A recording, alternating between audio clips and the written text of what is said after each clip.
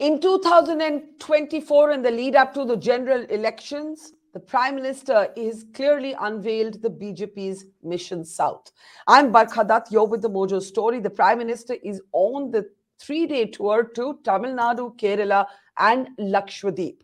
There has been a lot of debate over whether there is a north-south political divide, whether the southern states continue to elude the BJP, whether the Prime Minister may even consider contesting the Lok Sabha elections from a second seat in one of the southern states. There's a lot to talk about because elections are only a few months away, and the India alliance is quite literally counting on the fact that the southern states, where there are approximately 129 seats up for grabs, will be the bulwark against the Modi juggernaut. What do we make of the fact that the Prime Minister is clearly kick-starting 2024 with eyes on the south?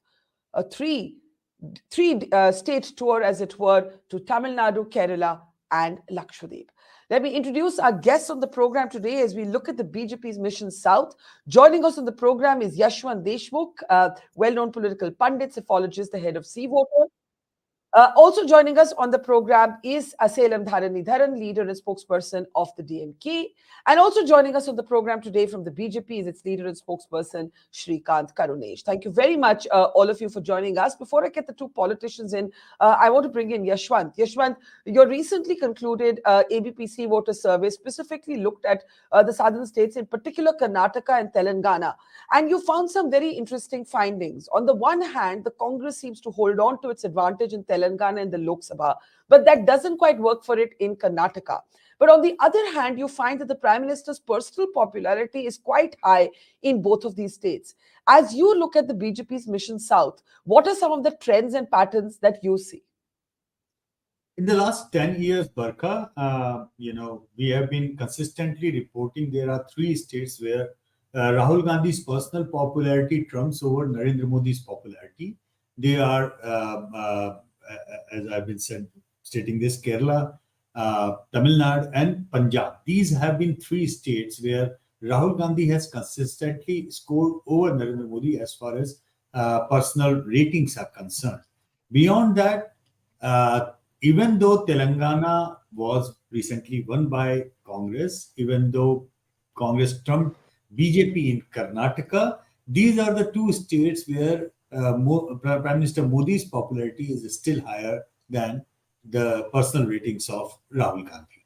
So it's like 2-2 equal in that way. Odd one out in the south is Andhra Pradesh, where BJP and Congress both are at this point of time big zero.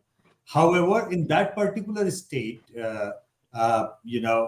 even after these parties are completely out of equation, the total number of Mr. Modi is way above the personal rating of Rahul Gandhi, largely because TDP was pretty much in the NDA, and Jagan has been pretty much playing along with BJP in the last 5 years, particularly.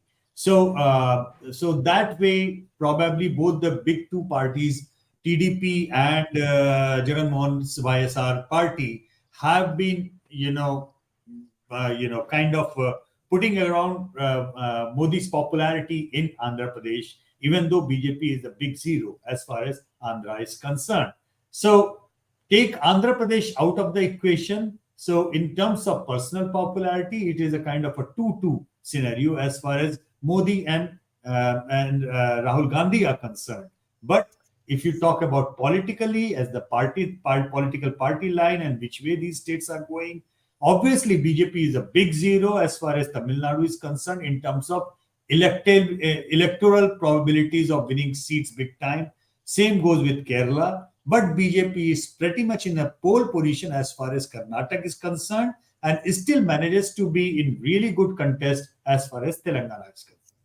Okay, so this is very interesting, Yashwant. Of the three states where indeed Rahul Gandhi is more popular than Narendra Modi, of the 10 that you surveyed, Those three are not Karnataka and Telangana, where the Congress recently won state elections.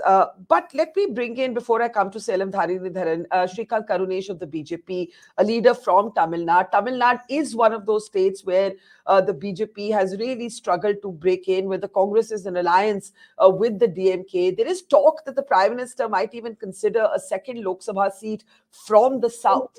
Do you think that might happen? Would leaders like yourself urge him to do so, Mr. Karunesh? Yeah. Thank you. I'm sorry about my problem here. I couldn't connect because of the past talk. Wonderful. So I'm very glad because I was in Trichy yesterday in the reception of our Honorable Prime Minister. I could see the overwhelming response from the public, in fact, because from the yesteryears, because if you are looking at 10 years before, there was Go Back Modi and anti-Modi wave was there in Tamil Nadu. And in the core place of Tamil Nadu, in the heart of the center of Tamil Nadu, in Trichy, yesterday, around 11 kilometers of distance, he had a and it was full of public, and they were all welcoming him with flowers and greetings. And Vanakkam Modi was going on trending. And moreover, the crowd assembled there was amazing, and they were all shouting Modi, Modi, Modi, because that's a different trend in Tamil Nadu. That's one welcome change. And secondly, I should also tell, because on a single day, he gave around big schemes for Tamil Nadu, more than 20,000 crore schemes he was implementing. People were much waiting for a bigger airport in Trichy and a lot of other road and railway developments. Everything was given on a New Year day. And moreover, he addressed the entire nation from Trichy on the very first day. He was wishing everybody Happy New Year. See, for the past many months, when our state president, Mr. Annamalai, had started this Padayatra, there is a big change in the minds of BJP Karyakartas and also the people of Tamil Nadu, because they are all welcoming this Padayatra very. The impact was very well seen in yesterday's reception. And everybody was jubilant and were participating. That the trend, the body language is different in BJP now after the arrival of Modi here. Would you want him to consider, outside of Varanasi, also contesting from a seat in one of the southern states? Yeah, see, there was the media hype is going on that he might contest from Rameshwaram. People are telling Kashi and Rameshwaram to very, very mythical and also very holy places. It's considered. We don't know about it basically, but if he is contesting, that will be a very big moral boost for all BJP Karyakartas, because when the Prime Minister is coming down to South, down to Tamil Nadu and doing it here, means the impact will be seen in every constituency here, because every one of us will be motivated. When the PM has entrusted Tamil Nadu, and when he was addressing yesterday, En Kudumbame, my family, he was telling all Tamil people, that had a very big hype. Everybody was cheering for that word, En Kudumbame, whenever he was telling those words in Tamil. So, when if at all he's contesting from Tamil Nadu, that will be a very big moral boost for us, every one of us. That will have a very big change. And when Mr. Yashwant ji was also, जब वो कह रहे थे, बोले थे zero में है Bhajpa. Yes, he is a very big analyst. वो था पहले, अभी नहीं है. अन्नामलई जी आने के बाद यहाँ पे है ना नया खून यहाँ पे अभी चल रहा है, and we are all aiming at something big. We are aiming at something big. Tamil Nadu will send a lot of MPs for the first time. Okay, now, of course, all politicians always want to believe that this election will be different from their party. Before I go to Mr. Dharanidharan, Yashwant, very briefly, a lot of excited speculation over whether Mr. Modi will contest from, let's say, Rameshwaram or any other seat. What kind of message, if that happens, we don't know. This is purely speculative. Srikanth Karunesh says it will be a big boost, and then the Annamalai factor has changed things. I'm sure Salem Dharanidharan has things to say about it, but a quick comment from you, Yashwant. Well, Shrikantji, I did not say BJP is a big zero. I said BJP is big zero as far as electoral viability is concerned. So, yeah, I mean, that's a big difference. and I've been maintaining that BJP the alliance, even though they were out of ADMK and DMK, both groups in 2014, they polled almost like 17%. In Kerala, they have been polling almost like 20% in Lok Sabha election. So I won't say any party which is polling like 20% in Kerala or outside the DMK, ADMK equation polling 17% in Tamil Nadu is a big zero. No, it is not. But as far as the first past the post system, these votes may not convert into seats, as it may say, because to win seats, one has to cross that threshold of 30%. I mean, that's what the mooted point. Now, coming down to your point, Barkha. Yeah. Yes, in a way that BJP and particularly the BJP under Narendra Modi has been surprising all of us. Let's be honest about it. With the things that they have been doing and they have been achieving and they have been trying. So I guess that few years back in 2018, 17, when BJP was contesting Tripura in order to win, nobody expected that they actually will go from zero to winning that state. So in many states, we have seen some places where they have completely eaten up their erstwhile alliance members. Some places they have gone on their own. So when Narendra Modi or the BJP says that they are serious about any state where they are big zero at this point of time, I will not take that lightly, because that means they must have got some plan, something, and we know they are going to try like hell if they are trying something. It may or may not yield results right now in 2024 as far as Lok Sabha seats are concerned, but we also know that majority of these people's programs run into a futuristic dimension, which may or may not result right now, but cannot be said the same 5 years down the lane. Okay, let me bring in the DMK's Mr. Dharanidharan now. Go ahead. Speculation of Narendra Modi contesting a second seat from Rameshwaram. You've had the Kashi Tamil Sangamam inaugurated in Varanasi. There is clearly an attempt by the BJP to build cultural bridges. There's been also a very interesting outreach to the Christian community, on Christmas Day. Perhaps with one eye on the community in Kerala, not necessarily in your state. How do you see this southern outreach, the talk that Mr. Modi may contest even a second Lok Sabha seat from one of the southern states? See, I think that is for the BJP High Command to decide if he wants to contest in Tamil Nadu or in Kerala. I think anyone is allowed to contest anywhere and everywhere. But me personally, I do not think they would take that risk, for a simple matter that in the local body elections where BJP stood alone, right, apart, like they did not have an alliance with AIDMK in 2022 after DMK came to power 21, BJP got about 1.6% to 3% votes. If you have to be exact, I'll have to tell you, in municipal corporations, BJP got 1.6% votes, and in municipalities they got 1.46%, and in town panchayats they got 3%, which, if in terms of vote percentage, they were not even in the top 4. Even so that way I do not think they will take the chance. And again, outreach regarding minorities, I would also like to tell the political awareness in Tamil Nadu is much higher than many other states, and people clearly understand that at the same time there also been attack on minorities in other states, right? There have been 700 Christian institutions that has been attacked. It's not mine. Like Where are you quoting that figure from? I'm quoting it from today's Hindu article, which right. So I just read Hindu few hours back today. 700 incidences of violence on minorities. See, this is very simple. There have been people who have been lynched to death on suspicion that they've been carrying beef meat in Uttar Pradesh. At the same time, the same party allows beef eating in Goa and in several other northeastern states. And those are valid questions, absolutely, to raise, and I will put them to the BJP leader. I just want one question of you. One of the DMK colleagues of yours actually used very unfortunate language in Parliament when he referred to voters of North India, where he brought cow urine and so on into the mix. He then apologized.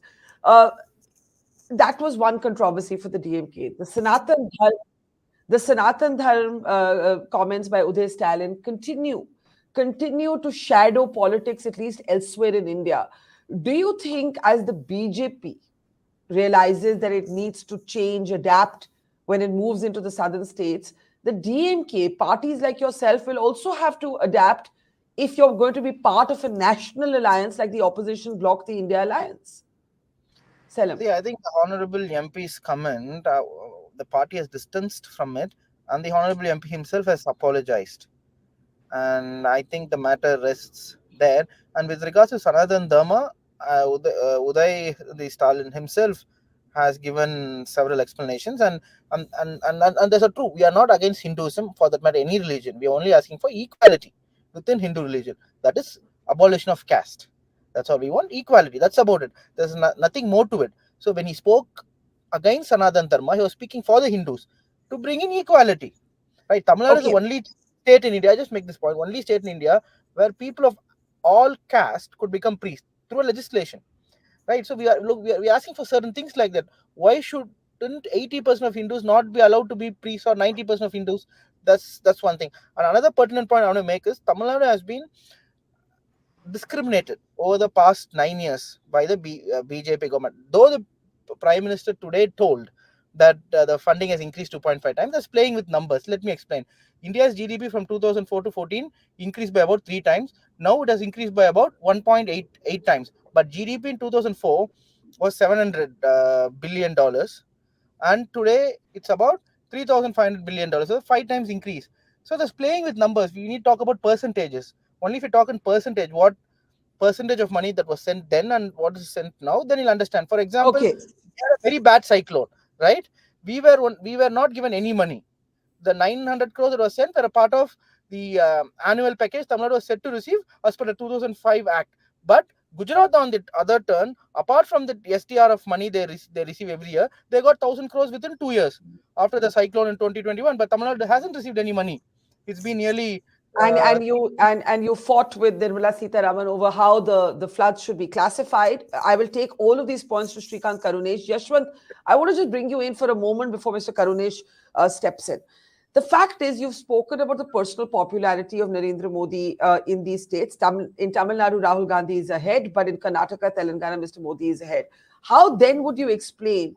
The BJP has often targeted the South. It went into Telangana also with, it had held its national executive there. It really believed that it would at least be the second major force. That didn't happen, even though it improved its performance. The fact is, in Tamil Nadu, it's not been able to break in at all. Earlier in the past, you had somebody like E. Sridhar, the Metro Man of Delhi, put forth by the BJP with great sort of pomp and show. That didn't result in anything at all. Clearly, even if one doesn't accept the simplistic versions of the North-South divide, clearly there are social, cultural, and historical barriers to the BJP's spread in the southern states. Of course, yes. I mean, their stronghold has been in the north of India than in the west. I mean, of course, in the last 10 years, they expanded big time in the East Barkha. Credit where due, Barkha, BJP was big zero in as far as West Bengal was concerned. They became the principal opposition in West Bengal. Same is the situation with Odisha. They all, as far as the Lok Sabha seats are concerned, they are running at par with BJD in Odisha. They became number one in Assam. So they expanded big time. South was a different story for them, primarily because of the lack of faces beyond, as far as beyond Karnataka politics is concerned. I think that was a big handicap for them.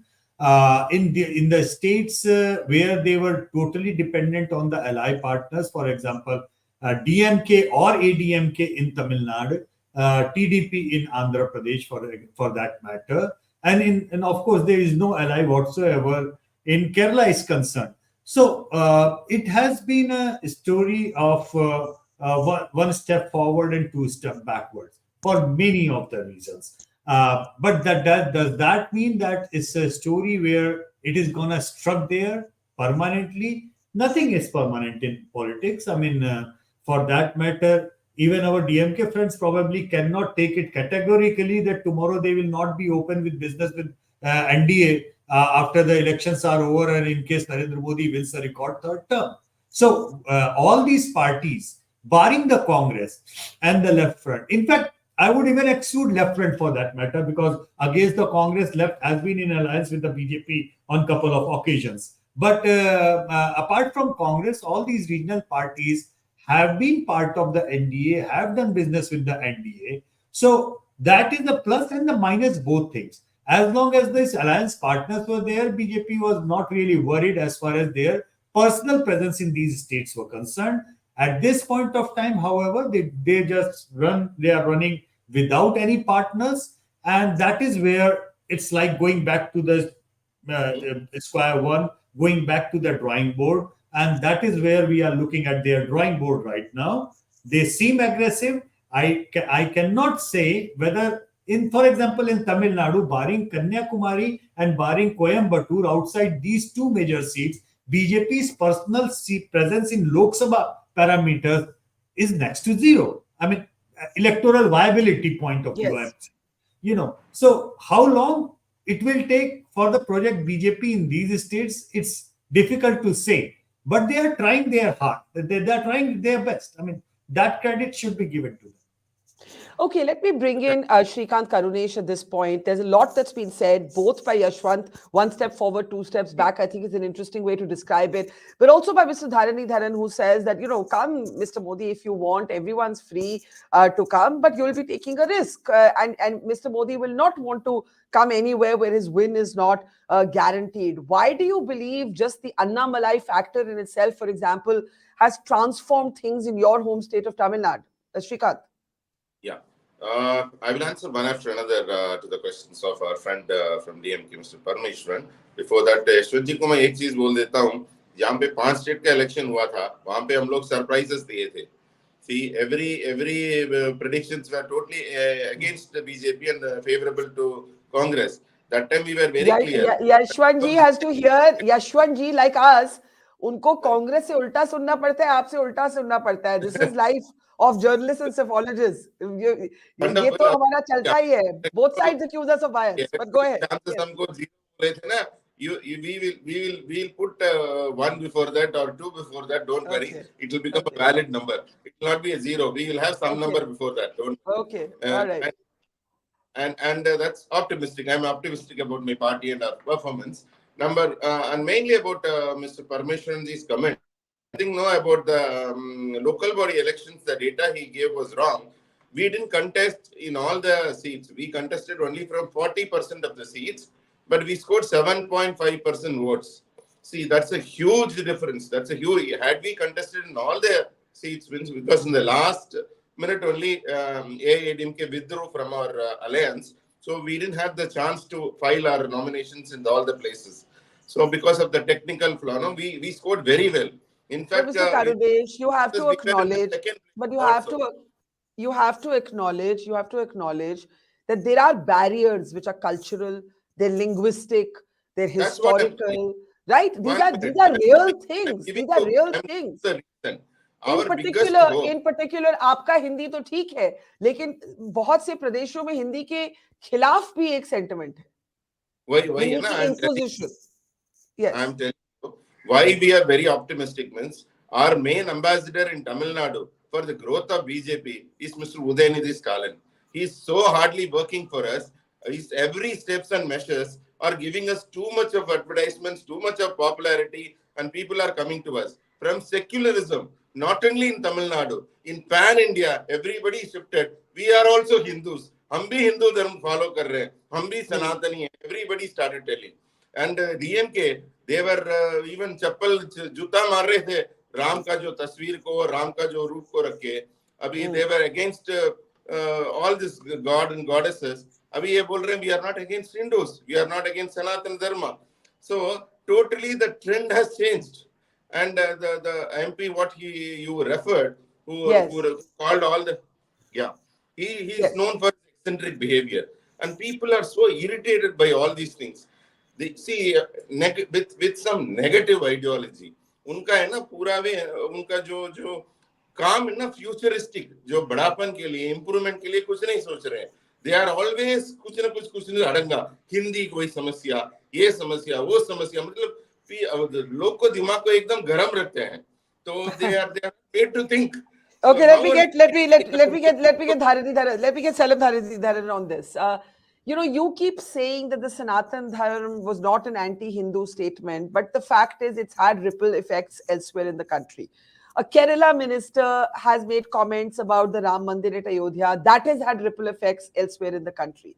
What the DMK or what the left does in Tamil Nadu or Kerala, because now you're all part of this India alliance, you cannot disassociate yourself from politics that's taking place elsewhere. Yes. Sorry for my interruption. One more you have to add to Mr. Parameswaran. When Stalinji and T.R. Balu went for this India alliance meeting, Nitish ji clearly said, "Hum Hindi mein hi baat karenge. Being a Bharatvasi, you should understand Hindi." Because DMK is based on linguistic politics. Itra didn't say they were doing politics only on language. Yes. Now, their basic, how can they continue in that alliance when they are advised? They were given a wonderful lesson. You must listen. And he didn't permit any translation. But in Kashi Tamil Sangam, in yesterday's... Okay, I think we lost you just right there, Mr. Karunesh. Sorry, I just missed your last line, but I think you were saying something about the Kashi Tamil Sangamam. Let me bring in Salem Dharanidharan there. Go ahead, Mr. Dharanidharan. Yeah. No, again, see, since 1967, DMK, right, has been DMK and its offshoot AIDMK has been winning and ruling Tamil Nadu constantly for more than 50 years. And the ideology comes from Justice Party, after that Dravida Kalagam Periyar. So majority of the people who have been voting, like 80% or 90% of DMK's vote bank comes from Hindus. So why they still support us? Simply because we are not against any religion. We are for secularism and for equality within, and equality for all. That's about it. Women empowerment, equality within the Hindu religion. And when he spoke against Sanatana Dharma, he was not against Hinduism. That was made clear time and again. We are only against the discrepancy. For example, the former president of this country, Ramnath Kovind, was not allowed to enter a temple in Orissa because of based on his birth. So we are against those kind of discrimination, which I am certain would go well with the majority of Indians. How do you respond to the contradictions within the India alliance? Once again, Karunesh ji, how do you respond to those contradictions? The example brought up over the language issue between Nitish Kumar and your party, the ideological collision over the remarks referencing Sanatan Dharma, right? These are all contradictions that you all have to deal with now. No, see, another point I would like to make regarding Nitish Kumar and my party is we do not know what happened inside. I am saying that because BJP is very paranoid, right, of this India alliance, because ever since the India alliance was formed, they started naming as I.N.D.I.E.A, right? So did we call ND as N.D.A? So that is shows a paranoia. When we had the second India alliance meeting, the BJP, the party which never had a NDA meeting in the last 9 years, convened 38 parties, more than 75% of which were just rubber stamp. They did not have even a councillor. Only several handful of parties had even single-digit parliamentarians. So why do they have to do it? That's because they were paranoid about the strength of the India alliance, because BJP managed to get only 38% seats in 2019, and India alliance put together has about 58% vote share in a first in FFTP system. There's a clear chances that India alliance could come to power. And I'm very certain that India alliance will come to power, and they're paranoid, and that's why they want to create such issues. If in fact, let me get the last hour. You have to close. I have one question to Mr. Parameswaran. Yes. I have one question to Mr. Parameswaran. He has been telling about caste politics. For the past 50 years, DMK from Justice Party era, they are working. They said every caste now can become a Purohit in temples. Wonderful. Can every caste person, can a scheduled caste person, can become the president of DMK? Can you give one yes for that? It's not possible. Whatever they are talking, it's only in their tongue. If they are only cheating people. No other caste person can become a president. No other caste person can become a CM of Tamil Nadu through Salem, DMK. do you want to respond I have to briefly go to and that? say, Because I'm giving yes. Yashwant the closing word. We're at the end now. Yeah. Can I go on? Yes. And also the BJP spokesperson said that someone in our party is the main campaigner, but no, the fact of the matter is the main campaigner for DMK and India Alliance in Tamil Nadu is the Honorable Governor Mr. R.N. Ravi and Annamalai, because governor has gone on and said things that are completely contrary to Tamil Nadu interests along with Annamalai. And again, we have to understand in Tamil Nadu politics, it's not just, or any politics across this country or across the world, right? It's not about a single person, right? But single person is also exaggerated here, but let's give it to that. But you need to have booth level workers. BJP does not have it. Okay. You cannot Do you want to? Yeah, I think that's a fair point. Let me take that point to Yashwant. The absence of organization. We say that about the Congress often in the north. Probably the BJP struggles with a bit of that. It's trying to change it. It's tried to change it in Telangana. It's trying to change it in Tamil Nadu. Certainly, Annamalai is making more news than answering your point, Yashwant, about the absence of local faces. But go ahead. Last word. How do you see the BJP's mission south, which you said is one step forward, two steps back so far? Can we just? I can't hear Yashwant. Please, can we unmute Yashwant? Yeah. Can you hear me now? Yeah, go ahead. Last word. Yeah. So I think I'll just start with the face question first. Yes, Mr. Annamalai has been the newsmaker so far as BJP is concerned. Yeah. But there are 2 points. I mean, first one is Tamil Nadu specific. You can very well see in the coming months DMK attack on BJP and Annamalai, and BJP's and Annamalai's attack on the DMK, as if the contest in Tamil Nadu is between DMK and the BJP. This is largely because of the real politic. Number one, DMK feels that BJP's growth would be largely at the cost of ADMK votes. So if the ADMK votes go down, BJP's growth is going to help the DMK in sweeping the election. That part of electoral strategy is absolutely fine, understandable. However, in the long term, it may not be that good an idea, because we know that BJP, once it gets the roots in any state, they work hard. The BJP RSS equation works hard to get around. So in the long term, it might not be that fruitful for the DMK to help BJP making their biggest adversary as far as real politics is concerned. But in the short term, yes, the growth of the BJP would largely come at the cost of ADMK. So in the short term, it is only going to help the DMK. Even if that makes the entire non-DMK India alliance at loss in the north, because of the polarization that we have seen post Udayanidi's remark on Sanatana Dharma and other things. It has not really helped the opposition alliances in other states. So that is a local real politics which DMK is playing. It will benefit them. It will harm the India alliance in other states. And one final point, Barkha, which is, after sweeping the northern states in the recent assembly election, I guess this is the first major big tour of Mr. Narendra Modi, keeping 2024 elections in mind in this year. And where does he start? He starts with South. Where in South? Not in Karnataka, not in Telangana, not even in Puducherry. He is starting with Kerala, Tamil Nadu, and Lakshadweep, where arguably BJP has literally no hope at any point of time. That's right. So it indicates you that he is starting with the places where he is probably going to get the least number of seats, and arguably he is not dependent on that. 14 and 19 mandates have clearly shown Mr. Modi can form government even with scoring 0 seats in these areas. But he is still going ahead and trying, saying that he wants that things to win, and he is working on a long term. So that must be due. But whatever DMK is doing, it is playing perfectly nicely for their own local politics, but it might be counter intuitive for the India alliance politics. Okay, I'm really sorry. As I know all of you have points, but we have to close. We'll continue this conversation going. We'll have all of you back. Srikanth, Karunesh, Salem, Dharanidharan, Yashwant, Deshmukh. Thank you so much for your time today as Modi kickstarts year 2024 with the BJP's Mission South. Thank you for watching. Take care. Thank you. Thank you.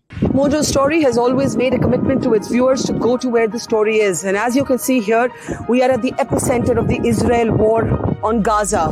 We are right at the front line, about 1 mile from the Gaza Strip, as the Israeli military gets ready with its tanks and its gunners to begin its final frontal assault that will take troops into Gaza. As we said, we are not like other organizations. We believe in giving you all sides of a story objectively and as much as possible from the ground. And that's exactly what we're doing here, covering the biggest global story today from the epicenter of the war zone. So please, we need your support. Support us, become a Mojo member, subscribe to us, spread the word, and thank you for your support.